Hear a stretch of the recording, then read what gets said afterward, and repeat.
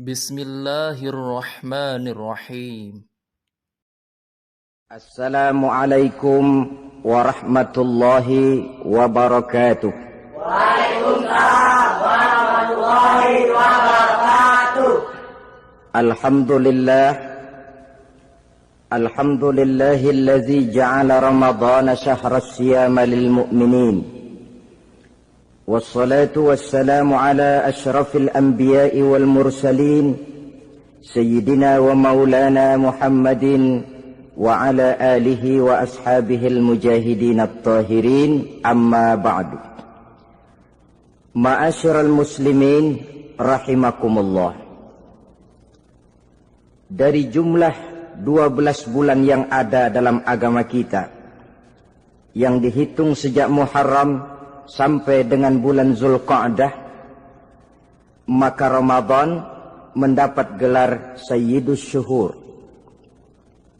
Sayyidus Syuhur artinya raja, penghulu atau tuan dari seluruh bulan. Apa sebabnya maka Ramadan ini dinamakan Sayyidus Syuhur? Sebab yang pertama, Ramadan dipilih oleh Allah menjadi bulan tempat di mana pertama kali diturunkan ayat-ayat suci Al-Quranul Karim. Allah tidak memilih Rabiul Awal, tidak Rajab, tidak pula Sya'ban misalnya, tetapi dipilihnya Ramadan untuk menjadi bulan di mana diturunkan ayat-ayat suci Al-Quranul Karim. Seperti yang dijelaskan dalam surah Al-Baqarah ayat 185, A'udzu billahi minasyaitonir rajim. Syahrul Ramadan allazi unzila fihi al-Qur'an hudan lin-nasi wa bayyinatin minal huda wal furqan. Bulan Ramadan, bulan di mana diturunkan di dalamnya Al-Qur'anul Karim yang merupakan petunjuk dan jalan menuju petunjuk bagi orang-orang yang beriman. Oleh sebab itu, salah satu bentuk ibadah yang sangat dianjurkan di bulan Ramadan diantaranya ialah memperbanyak membaca ayat-ayat suci Al-Quranul Karim. Yang kedua, Ramadan disebut Sayyidus Syuhur karena di dalamnya ada satu malam yang bobotnya khairun min alfi syahr. Satu malam tetapi lebih baik daripada 1000 bulan. Itu dinamakan dengan Lailatul Qadar. 1000 bulan kira-kira 83 tahun. Nilai ibadah di malam itu lebih baik daripada nilai ibadah 83 tahun. Padahal umur orang sekarang kan jarang yang sampai 83 tahun.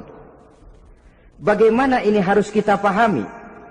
Ma'asyiral muslimin, sejak kita akil balik sampai kepada usia kita yang sekarang ini, kalau kita mau jujur bercermin, rasanya kita harus mengakui banyak dosa dan kesalahan yang pernah kita kerjakan.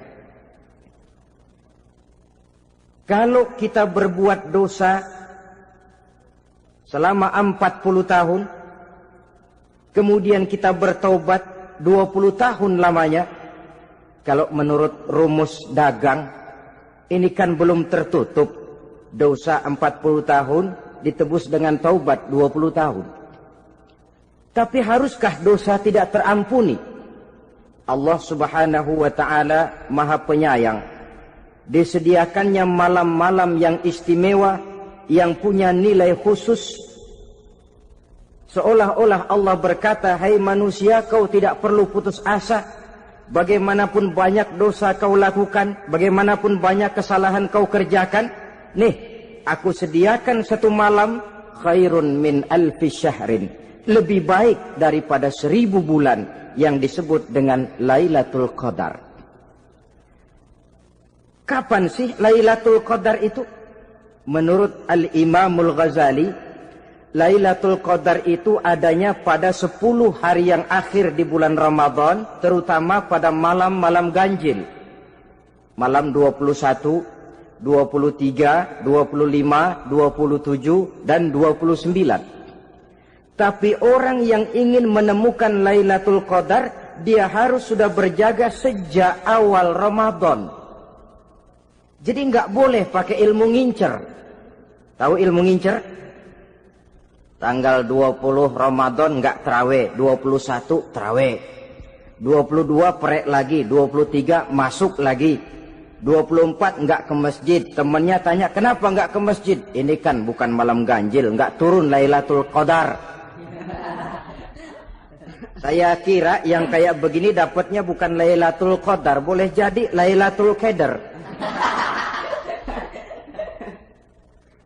Orang yang ingin menemukan Lailatul Qadar itu, dia harus berjaga-jaga sejak awal Ramadan. Inilah di antara tugas kita, memanfaatkan waktu-waktu yang punya nilai istimewa. Itu ada dalam agama. Dalam setiap minggu ada hari istimewa. Dalam setiap hari ada jam-jam istimewa. Dalam setiap tahun ada bulan istimewa. Coba, dalam setiap minggu ada hari istimewa, hari Jumat. Dalam setiap hari ada jam-jam istimewa, sepertiga malam yang terakhir. Antara jam 2 sampai menjelang fajar di kala subuh, itu saat-saat istimewa. Di samping saat istimewa, Allah pun menyediakan tempat-tempat yang istimewa. Solat di Masjidil Haram, pahalanya 100.000 kali ketimbang solat di masjid-masjid lain. Begitu di Masjid Nabawi misalnya, ini tempat yang istimewa. Lailatul Qadar waktu yang istimewa yang diberikan kepada kita untuk kita manfaatkan dengan sebaik-baiknya. Toh dalam kehidupan bernegara saja misalnya, kan pada setiap tanggal 17 Agustus itu presiden memberikan grasi ampunan kepada para entah itu tahanan politik dan sebagainya. Ada yang mendapat potongan tahanan, waktu-waktu yang istimewa. Inilah sebab kedua, kenapa Ramadan dinamakan Sayyidus Syuhur. Sebab yang ketiga, Ramadan disebut Sayyidus Syuhur karena di dalamnya nilai kebajikan berlipat ganda adanya. Satu hadis menjelaskan, "Lau ta'lamu ummati ma fi Ramadan, latamannau an takuna as-sanatu kullaha Ramadan." Andai kata umatku tahu keistimewaan apa yang ada di dalam bulan suci Ramadan, niscaya mereka ingin agar sepanjang tahun isinya Ramadan saja. Apa sebabnya? Li'annal hasanata fihi mujtami'atun. Di dalam bulan Ramadan itu berkumpul segala macam kebajikan. Wa ta'atu maqbulatun. Segala perbuatan taat diterima oleh Allah. Wa da'awati mustajabatun. Segala macam doa dan permohonan dikabulkan oleh Allah. Wa dzunuba maghfuratun. Dan segala macam dosa diampuni oleh Allah Subhanahu wa ta'ala. Berlipat gandanya nilai kebajikan yang kita kerjakan di bulan suci Ramadan. Itu sebabnya seorang muslim dalam menyambut bulan suci Ramadan penuh dengan sikap kegembiraan. Kata baginda Nabi, "Man fariha bidukhuli Ramadan, haramallahu jasadahu 'alan niran." Siapa orang yang gembira dengan datangnya bulan suci Ramadan, Allah haramkan badannya dari api neraka. Gembira menyambut Ramadan artinya bagaimana? Apa Ramadan datang terus bakar petasan? Bukan. Pukul beduk? Bukan. Apa gunanya pukul beduk kalau nggak puasa? Apa gunanya bakar mercon kalau tidak melaksanakan ibadah di bulan suci Ramadan? Gembira menyambut datangnya Ramadan dalam arti mempersiapkan diri untuk melaksanakan ibadah dengan sebaik-baiknya di bulan suci Ramadan ini. Ma'asyiral muslimin rahimakumullah. Yang terakhir, kenapa Ramadan disebut Sayyidus Syuhur? Karena di dalam bulan suci Ramadan ada perintah melaksanakan ibadah puasa. Apa istimewanya ibadah puasa? Pertama, yang dipanggil untuk melaksanakan puasa itu iman. Ini panggilan istimewa. Allah menyatakan, ya ayyuhalladzina amanu kutiba alaikumusiyam. Hai orang-orang yang beriman, diwajibkan atas kamu berpuasa. Iman yang dipanggil untuk melaksanakan ibadah puasa. Contoh, satu hari di depan rumah kita lewat tukang pepaya, tukang duku, tukang duren. Kita panggil satu tukang pepaya, "Bang, pepaya, berhenti dulu sebentar." Kira-kira yang merasa tukang pepaya berhenti enggak? Berhenti. Ini tukang duku sama tukang duren berhenti enggak? Tidak. Tentu tidak berhenti karena tidak dipanggil. Ini Ramadan yang dipanggil orang-orang beriman. Hai orang-orang yang beriman, berhenti dulu sebentar. Berhenti apa? Berhenti makan di waktu siang, berhenti minum di waktu siang. Yang merasa beriman, berhenti. Yang tidak beriman, langsung. Biar Ramadan siang-siang makan jalan terus, ngerokok, ngelepus terus. Kenapa? Tidak beriman, tidak merasa terpanggil oleh ayat tadi. Sekarang tukang pepaya lewat di depan rumah. Kita panggil, "Bang, pepaya, berhenti dulu." Dia dengar tapi nggak mau berhenti. Apa kita bilang? Kang pepaya budak. Dipanggil nggak mau berhenti. Ini ada orang ngaku beriman kepada Allah. Ramadan dipanggil, disuruh berhenti makan siang, nggak berhenti juga. Mukmin budak. Disuruh berhenti minum di waktu siang, nggak berhenti juga. Mukmin budak. Ini istimewanya puasa. Panggilan difokuskan kepada iman. Hai orang-orang yang beriman. Allah tidak bilang hai orang-orang yang sudah masuk Islam. Tidak. Ya ayyuhallazina aslamu. Tidak. Ya ayyuhallazina amanu yang dipanggil. Hai orang-orang yang beriman. Nilai nurani yang paling dalam itu yang dipanggil melaksanakan ibadah puasa. Lalu orang beriman yang bagaimana yang wajib puasa? Pertama, dia sudah balik. Yang kedua, berakal sehat. Yang ketiga, dia mampu berpuasa. Orang beriman macam ini, balik, berakal sehat, mampu melaksanakan puasa. Kalau cukup syarat ini, dia wajib puasa.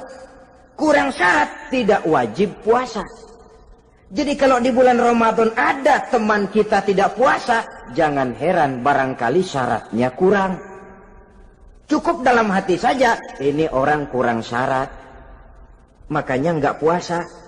Pak, itu teman saya kok nggak puasa? Nggak puasa, nggak puasa. Dia bukan orang beriman kali ah. Orang yang tidak beriman itu tidak wajib puasa. Beriman kok Pak? Iman, tapi nggak puasa, nggak puasa. Belum balik kali ah. Belum balik, cuma badan doang gede. Bongsor kali itu. Belum balik. Sudah kok Pak, sudah balik, sudah. Tapi nggak puasa, enggak. Gila kali dia ah. Gila kali, sebab orang yang tidak berakal itu tidak wajib puasa. Waras Pak, dia tidak gila, tidak. Barangkali dia tidak mampu melaksanakan puasa karena terkena uzur syar'i. Ini keistimewaan puasa yang pertama yang dipanggil melaksanakannya iman. Keistimewaan yang kedua, oleh karena yang dipanggil iman, maka puasa dinamakan ibadah sirriyah. Ibadah rahasia. Kalau kita sembahyang, orang lihat kan? Lihat enggak? Lihat. Kita bayar zakat, orang tahu. Kita pergi haji, apalagi pergi haji, sekampung nganterin. Tapi kita puasa atau tidak puasa, yang tahu kan cuma kita dan Allah saja. Pura-pura sedekah, nggak bisa. Pura-pura sholat, ketahuan. Gerakannya mesti canggung. Pura-pura pergi haji, kemana perginya? Tapi pura-pura puasa, gampang. Namanya ibadah sirriyah. Bulan puasa, jam 8 pagi, makan. Keluar rumah, bibir lap yang kering. Jalan lemesin dikit. Ada angin, belaga miring. Temennya tanya, lo lemas amat, gue lagi puasa nih. Orang lain bisa dibohongi. Sebab puasa memang merupakan ibadah sirriyah yang tahu cuma kita dan Allah saja. Karena dia ibadah rahasia, puasa ini sulit terkena penyakit riya. Ibadah yang lain karena kelihatan orang, gampang kena penyakit riya, to show only. Sholat karena kelihatan orang, gampang kena penyakit riya. Karena saya jadi imam, misalnya di belakang saya lihat ada mertua, wah saya bikinlah sembahyang saya mantap-mantap, pakai serban, pakai siwak, bahasanya saya paseh-pasehin kayak orang 16 tahun di Mekah. Wah, usolli warwal maghribi salasa raka'atin Allahu Akbar. Surahnya saya cari yang panjang-panjang, paling pendek sabbihis sama wadduha. Akibat apa itu? Riya, di belakang ada calon mertua. Tapi kalau sholat sendirian dalam kamar, boro-boro pakai serban dan siwak, kadang-kadang kaos kutang saja cukup. Surahnya jangan sabbihis sampai wadduha, langganannya inna a'toinakal kautsar sama qul huwallahu ahad. Karena sholat terlihat orang, mudah kena penyakit riya. Sedekah pun begitu. Mulanya niatnya cuma mau sedekah 5.000, karena ada orang yang disedekahani naik 10.000, yang 5.000 sudah karena orang. Jadi ibadah yang lain itu mudah terkena riya, tapi juga mudah dinilai orang. Kita bisa saja bilang, itu orang sholatnya khusyuk ya. Kenapa? Kelihatan dari gerakannya. Itu orang hajinya mabrur ya. Kenapa? Kelihatan dari tingkah lakunya setelah pulang haji. Itu orang sedekahnya berani ya. Kenapa? Ketahuan dari jumlahnya. Ibadah yang lain bisa dinilai, tapi puasa nggak bisa dinilai. Tuh orang puasanya mantap bener ya. Kenapa? Beludah melulu. Itu bukan ukuran. Itulah sebabnya dia dinamakan ibadah sirriyah, ibadah yang abstrak, yang tahu cuma si pelaksana dan Allah saja. Ini keistimewaan puasa yang kedua. Yang ketiga, saudara-saudara, kalau ibadah-ibadah yang lain, ganjaran pahalanya itu dijelaskan oleh Allah. Sedekah kalau ikhlas pahalanya begini. Haji kalau mabrur pahalanya ini. Sembahyang berjamaah pahalanya ini. Untuk puasa tidak. Puasa Allah cuma bilang as-siyamu li wa ana ajzi bihi. Puasa adalah untukku, aku yang akan membalasnya. Berapa besar balasannya tidak dijelaskan oleh Allah. Apa artinya ini? Kalau saudara kerja, mandor bilang, sampean kerja sama saya, gaji satu hari 5.000. Ketahuan kan, sehari 5.000. Kita bisa kong-kalingkong, ada mandor rajin, nggak ada mandor kendor. Pokoknya sehari 5.000. Tapi kalau mandor cuma bilang, kau kerja sama aku, soal gajimu nanti aku yang atur. Tidak dijelaskan berapanya, nanti aku yang atur. Ini kan mestinya kita kerja hati-hati. Sebab apa? Mungkin gaji kita lebih besar dari jumlah 5.000 kalau kerjaan memuaskan. Mungkin tidak digaji sama sekali kalau kerjaan berantakan. Tidak dijelaskannya pahala puasa menjadi sugesti bagi kita untuk melaksanakan ibadah ini dengan sebaik-baiknya. Mungkin gaji sangat besar, mungkin tidak digaji sama sekali. Sebab kata Nabi, kam min shaimin laisa lahu min siyamihi illa al-ju' wal 'atsh. Berapa banyak orang puasa, dia tidak memperoleh apa-apa dari puasanya kecuali lapar dan haus saja. Puasa sah, kewajiban gugur, nilai 0. Tidak dapat apa-apa kecuali lapar dan haus. Jadi inilah keistimewaan daripada ibadah puasa. Saudara hadirin yang saya hormati, kemudian apa sih perlunya kita melaksanakan ibadah puasa ini? Namanya syahwat. Kalau itu kita kendalikan, maka langkah hidup ini akan menjadi lurus karenanya. Benar kalau Nabi menyatakan, "Iza jaa Ramadan, futihat abwabus sama, wa ghulliqat abwabun nar, wa sufsidatis sayatin." Apabila datang bulan suci Ramadan, dibuka pintu langit, dibuka pintu surga, ditutup pintu neraka, dan diikat setan-setan itu. Siapa yang ikat setan? Puasa kita. Dengan puasa kita mengendalikan nafsu. Kalau nafsu kita kendalikan, setan nggak berkutik.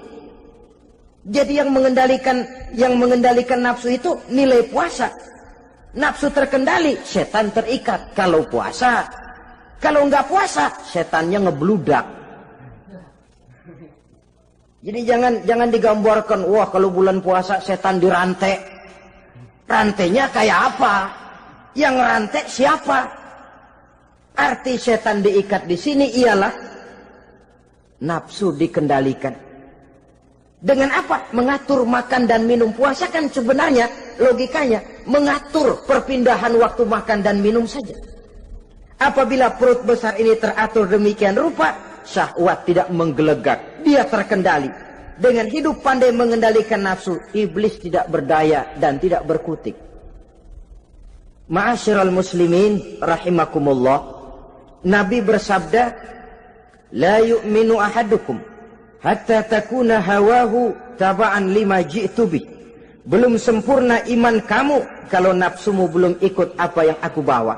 Yang dibawa Nabi tidak lain daripada syariat, termasuk di dalamnya pelaksanaan ibadah puasa. Karena itu saya pesan kepada seluruhnya, jangan kalau puasa kayak orang ngancem.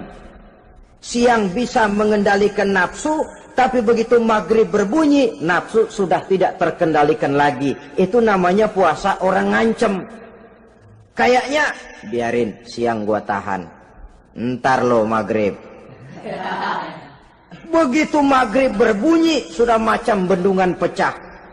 Semua isi meja pindah ke perut. Akhirnya, kalau siang dia setengah mati kelaparan, habis buka setengah mati kekenyangan. Dua-duanya jelek. Kalau sudah kekenyangan, yang enak kan ngukur balik. Tidur. Maghrib liwat, isya out, tarawih boten. Temennya nyamper ke masjid yuk tarawih duluan deh, gua kenyang bener nih. Kenyang. Berbuka itu yang bagus pakai etik ya. Etika buka itu, maghrib berbunyi, cukup seteguk air, 3 butir korma atau sepotong kue. Sholat maghrib. Selesai sholat maghrib, masuk ronde kedua. Waktunya agak panjang, makan ala qadarnya. Selesai makan, berangkat ke masjid, isya, tarawih. Pulang tarawih, masuk ronde ketiga. Waktunya panjang, mau habis-habisan juga nggak apa-apa. Tapi kalau begitu maghrib berbunyi, langsung dipukul 1 ronde, kita yang rubuh. Kekenyangan. Waktu siang dia sanggup mengendalikan nafsu, tapi begitu maghrib berbunyi, nafsu sudah tidak terkendali lagi. Asar pengaruh puasa tidak akan membekas dalam jiwanya. Siang jelas puasa, nggak boleh ngerokok. Begitu maghrib sampai imsak kayak lokomotif, kelebul nggak berhenti-berhenti. Tidak lagi sanggup mengendalikan diri, mumpung boleh katanya. Sampai pernah kejadian ada orang bangun sahur kesiangan, bingung dia waktunya tinggal dikit. Mau sahur dulu nggak keburu ngerokok, mau ngerokok dulu takut nggak keburu sahur, akhirnya bareng. Sebelah nyuap nasi, sebelah ngerokok.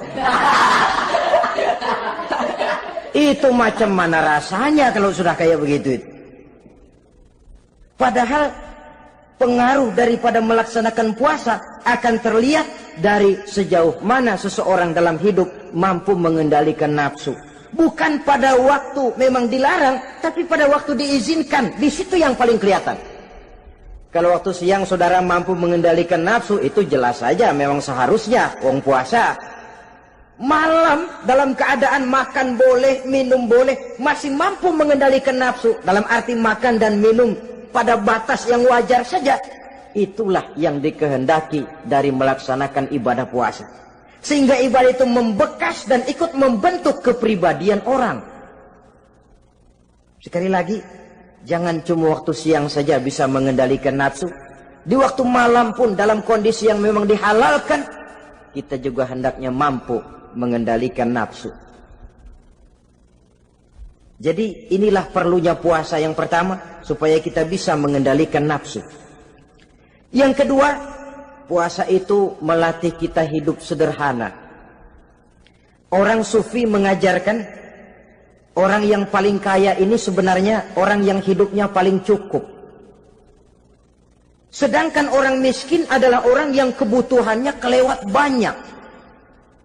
Maka yang paling kaya, bahkan yang maha kaya, itu sebenarnya cuma Allah.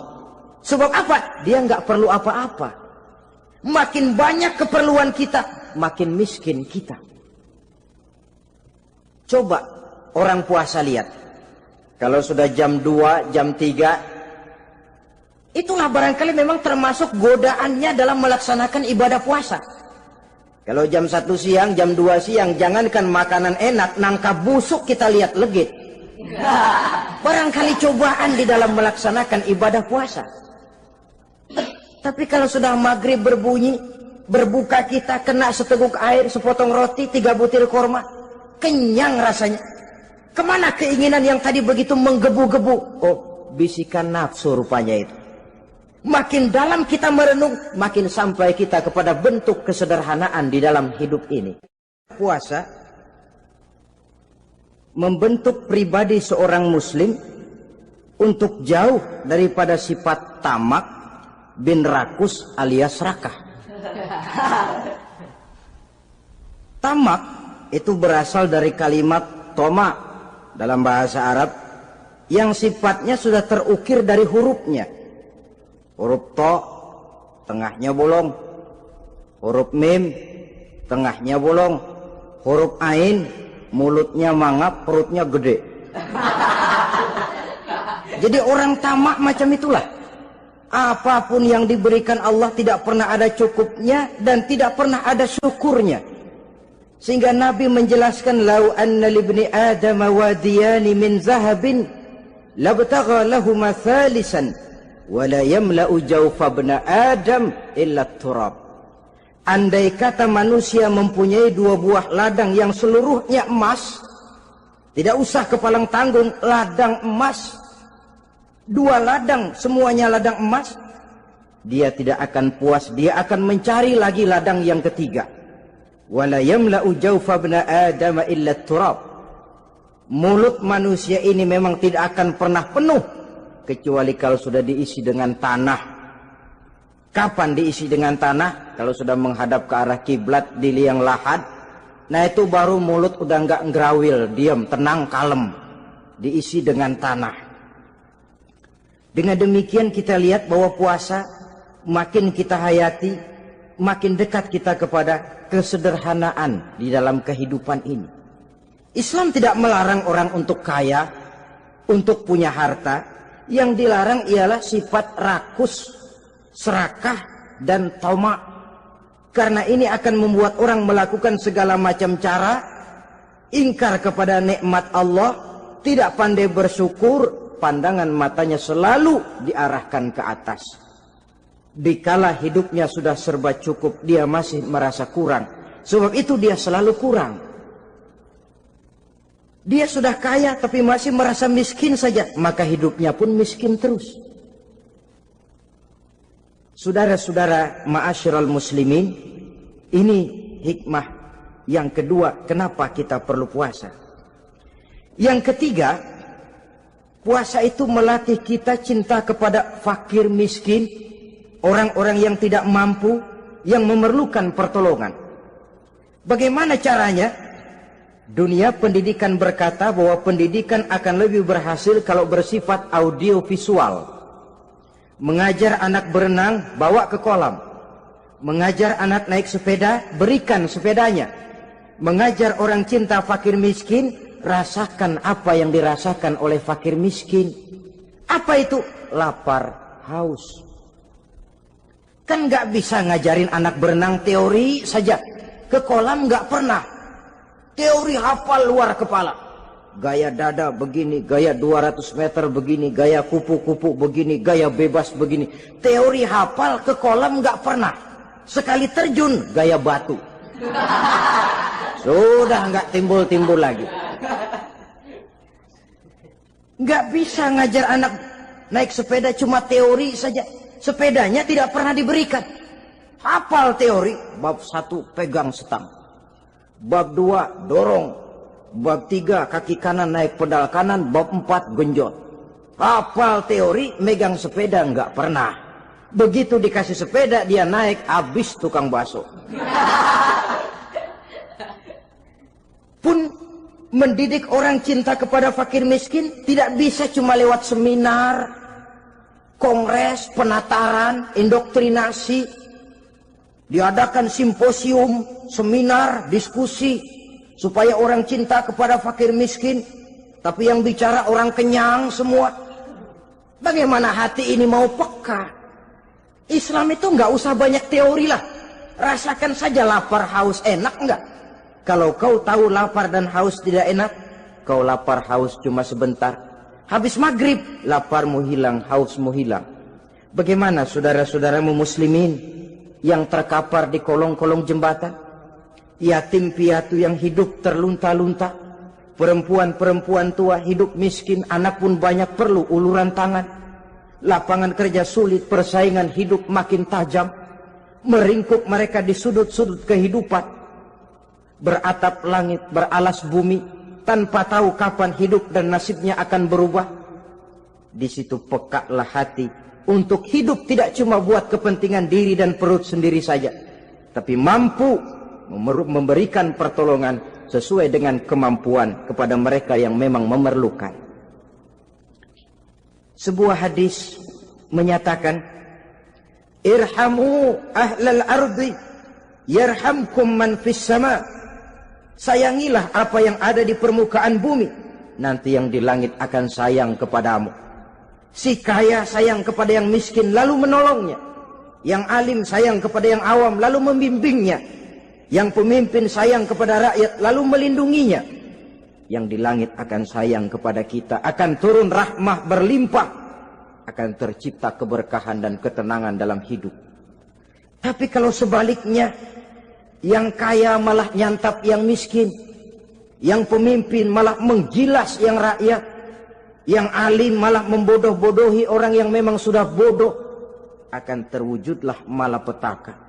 Bukan rahmah yang turun dari langit, tapi azab akan menimpa kita semua. Orang yang menghayati lapar, menghayati haus, akan timbul kepekaan sosial. Hidup tidak cuma untuk diri sendiri saja, tapi mampu melihat lingkungannya. Yang keempat, kita perlu puasa untuk menumbuhkan sifat jujur dan disiplin. Coba lihat. Kalau tengah hari bulan puasa, andai kata saudara masuk ke dalam kamar seorang diri, saudara kunci dari luar, lalu saudara makan, tidak seorang pun tahu. Tapi kenapa itu tidak kita lakukan?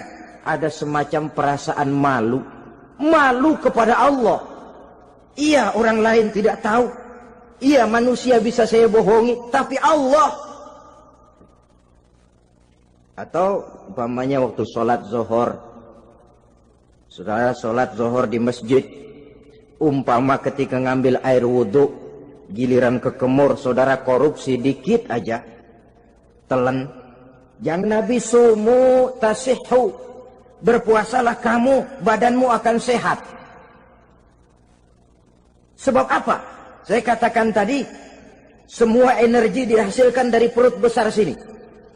Itu makanan yang kita makan, mulai dari keju sampai singkong, mulai dari hamburger sampai combro, masuk perut besar, digiling. lalu ditransfer ke seluruh tubuh oleh perut besar ini. Mekanisme kerjanya persis pabrik besar yang kalau kita hayati, Allahu Akbar, fatabarakallah ahsanul khaliqin. Ini tangan supaya kuat kerja perlu vitamin apa, kirim ke tangan. Mata supaya awas perlu vitamin apa, kirim ke mata. Bibir supaya nggak pecah perlu vitamin apa, kirim ke bibir. Oleh perut besar ditransfer ke seluruh tubuh. Sisanya yang nggak perlu keluar jalan belakang. Kalau perut besar ini terus-menerus bekerja, ibarat mesin diporsir, dia akan cepat rusak. Maka datang bulan Ramadan, perut besar itu jangan terlalu diporsir, diberikan tenggang waktu istirahat. Sehingga Nabi memberikan jaminan, sumu tasihhu, berpuasalah kamu, pasti kamu akan sehat. Buktinya orang mati kelaparan banyak, tapi yang mati karena puasa, kalau puasanya betul, nggak ada. Maka Islam itu agama yang sesuai dengan fitrah, ya. Buktinya apa? Puasa wisol itu bukan saja tidak boleh, tapi haram. Puasa wisol artinya puasa nyambung. Dari pagi sampai maghrib, sampai malam, sampai besok pagi lagi, terus-terusan puasa, haram. Karena itu bertentangan dengan fitrah. Islam tidak, cukup dari waktu imsak sampai datang waktu maghrib. Kenapa? Menurut perhitungan itu sesuai dengan daya kemampuan maksimal manusia. Sudah diukur itu. Allah yang bikin manusia kok. Jadi kalau Allah perintah puasa, itu sudah dalam kemampuan daya tampung dari kapasitas yang dimiliki manusia. Orang mati kelaparan banyak, yang mati karena puasa nggak ada. Belum pernah saya dengar ada warta berita, sari berita-berita penting dalam siaran ini, gara-gara bulan puasa orang Islam pada mati. Nggak ada. Yang mati kelaparan banyak, tapi yang mati karena puasa tidak ada. Nabi menjamin, sumu tasihhu, berpuasalah kamu, pasti badanmu akan sehat. Ma'asyiral muslimin, kalau sudah tahu kita apa perlunya kita berpuasa, pembicaraan akan saya lanjutkan bagaimana seharusnya kita puasa.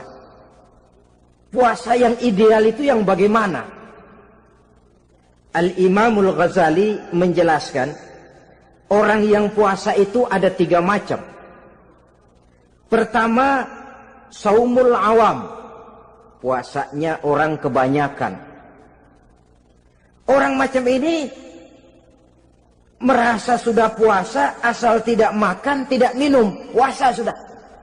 Pokoknya tidak makan, tidak minum, itulah puasa. Ini puasanya orang awam.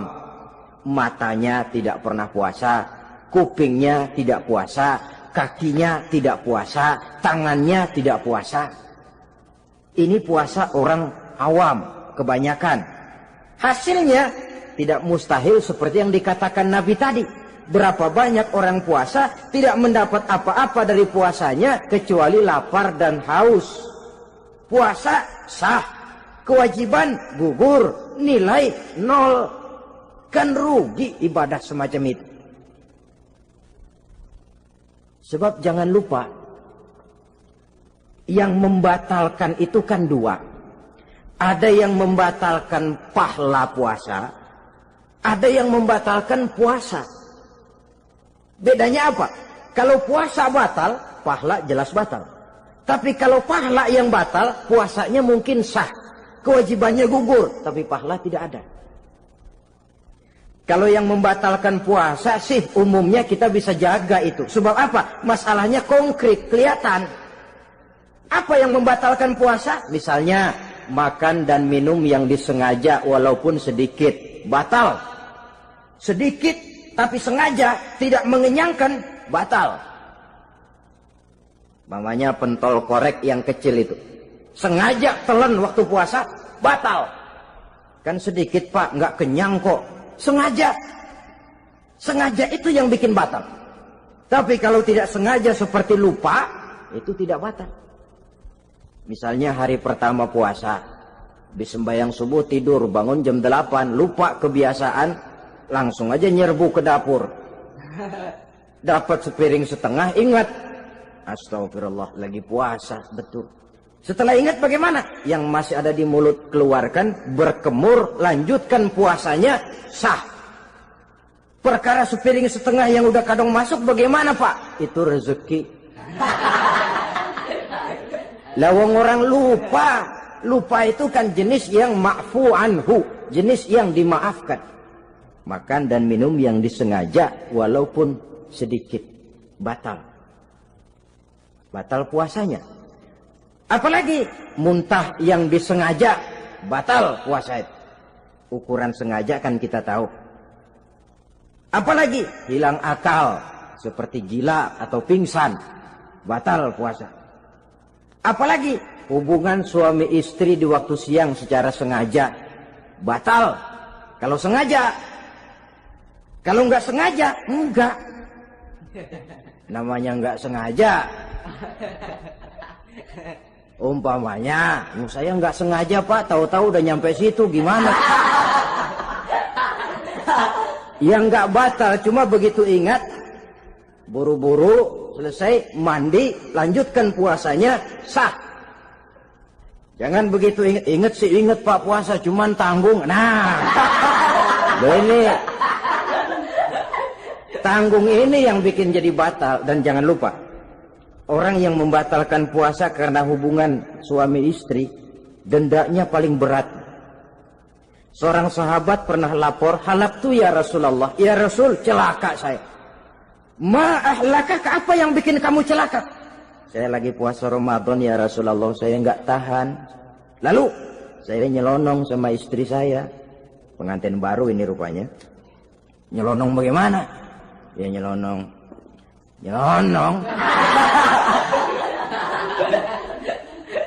Melanggar dia, tapi jujur, lapor. Kata Rasul, ya sudah, bayar dendanya.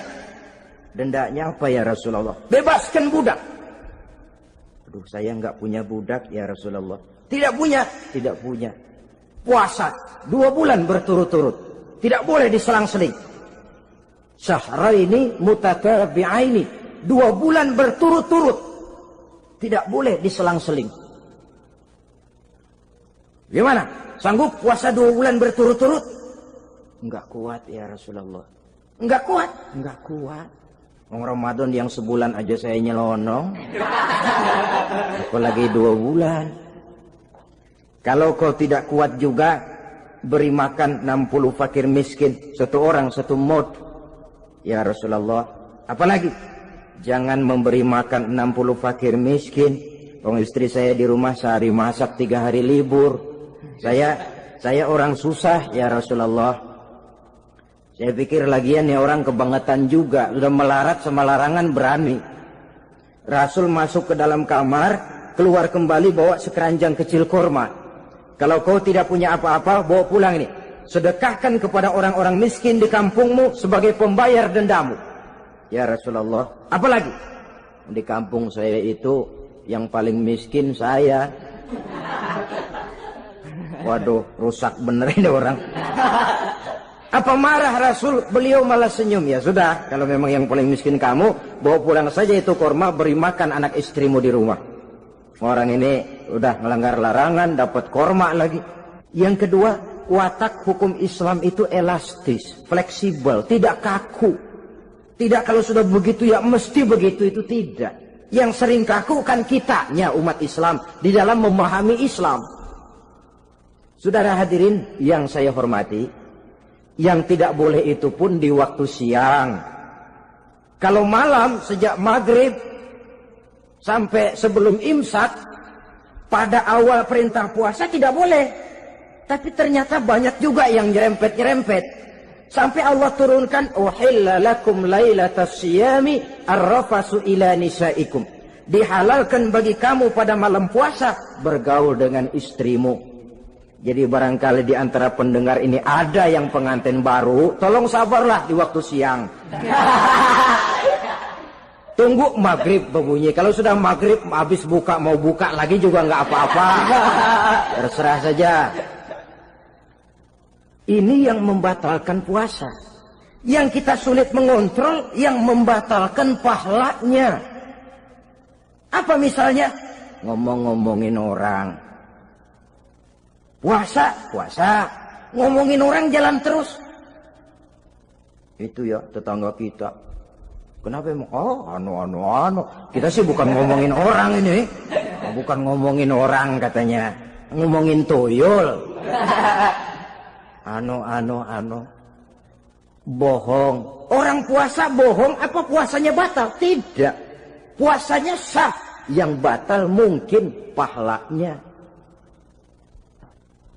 Saudara-saudara ma'asyiral muslimin rahimakumullah. Mata, terutama di kota-kota besar, menjaga mata ini kadang-kadang kita nggak pengen lihat tapi kelihatan.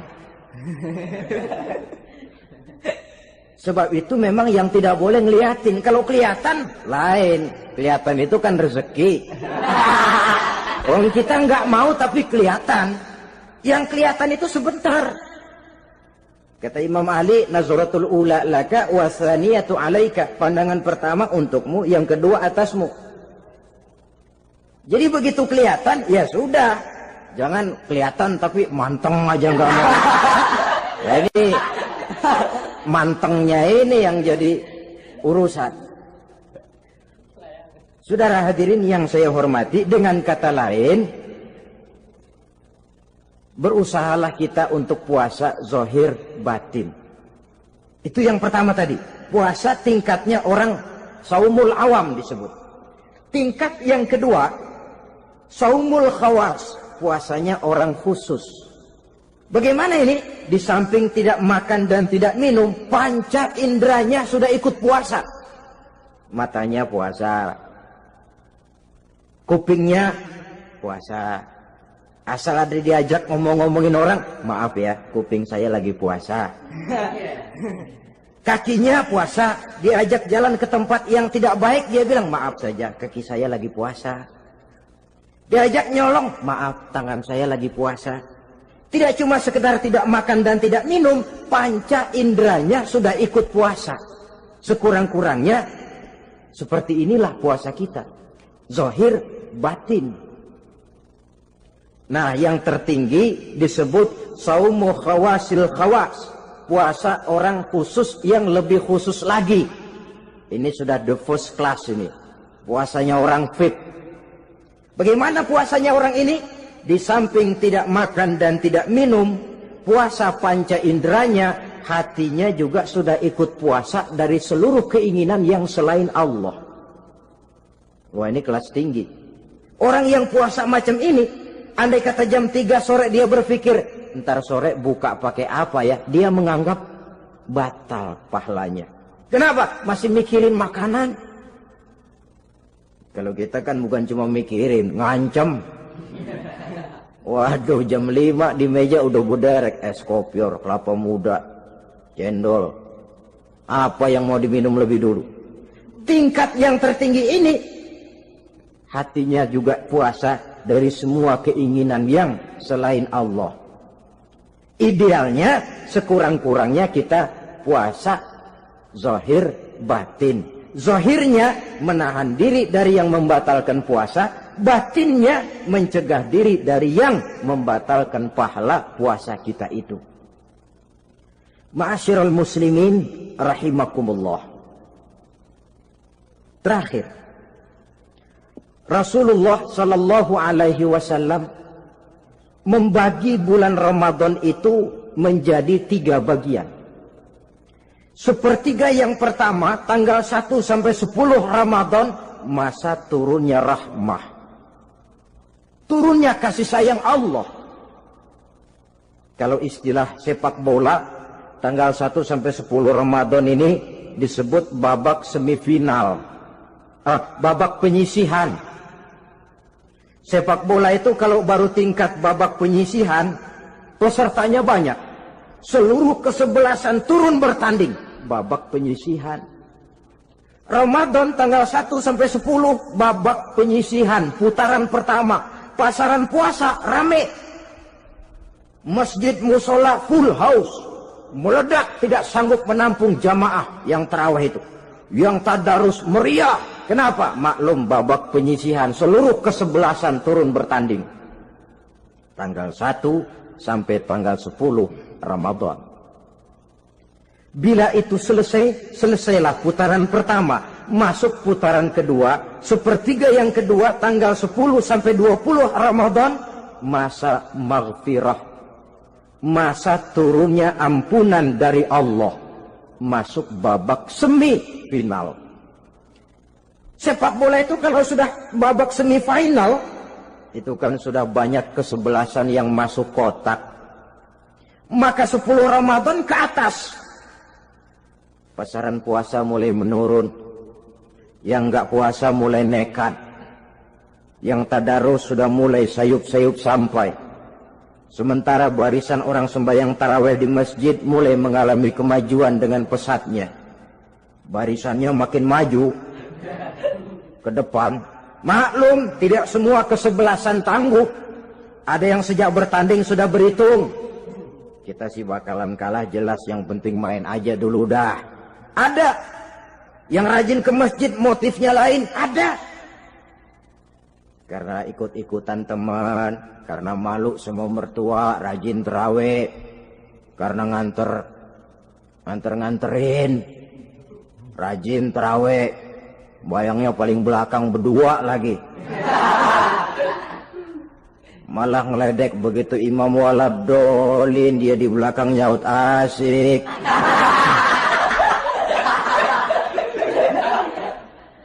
Yang kayak begini ini sudah nggak bakal tahan lama, akan gugur di babak semifinal.